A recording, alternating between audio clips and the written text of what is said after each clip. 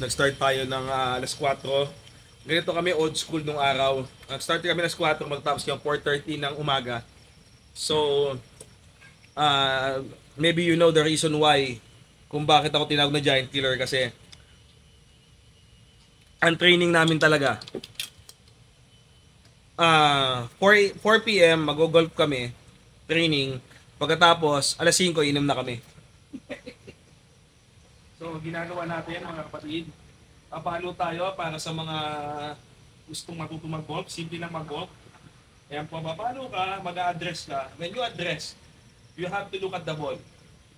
Ang ulo mo nasa bola lang, hindi dapat umangat till umangat yung bola doon. So yan, then nakainom na ako pero at least alam ko naman kung ano ginagawa ko. Sanay naman kami. Then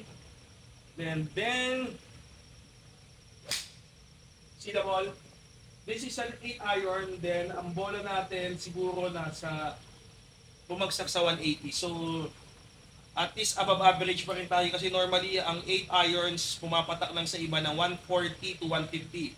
So with my skills and my good looks,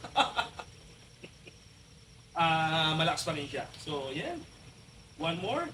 So kailangan mo na i-release mo lang siya. Take one. See that? Nandun, so nasa 170, 160 pa rin siya. That's how you play golf. So simple lang ang golf. Sabi nila, pero in reality, ang golf ang pinakamahirap na sports sa buong mundo. Kasi kalaban mo yourself, your emotions, your psyche, and the nature.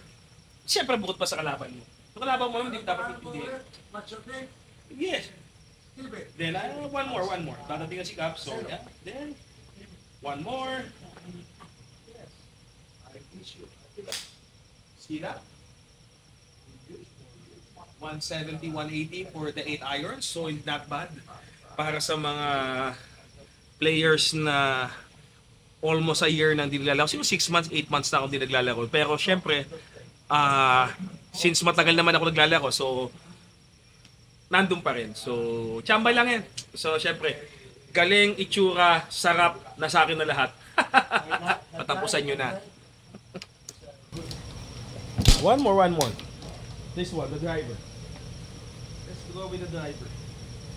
Let's tayo sa sa irons, then let's go with the driver. Driver. Go.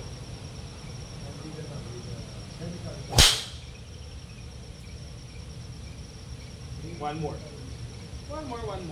So maganda naman siya pero it's not that crisp. So we have to make it as crispy as possible. Enjoy life. As crispy as possible. So we have to make the sound crisp. Then go. See that? Perfect. So simply 220, 230, 240. Para sa mga hindi naglalaro ng almost 6 months, hindi na rin masama. Dahil syempre, ang paglipad ng bola depende sa itsura. So kung hindi ka ganong pogi, siguro 150 lang yan, 120. Pero sa case ko kasi, extraordinary ako dahil nga syempre, it's the looks. One more.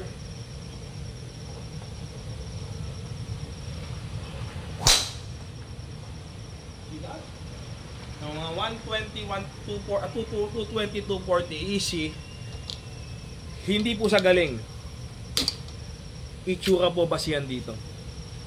Kung tama ako, kalabitin mo lang ako.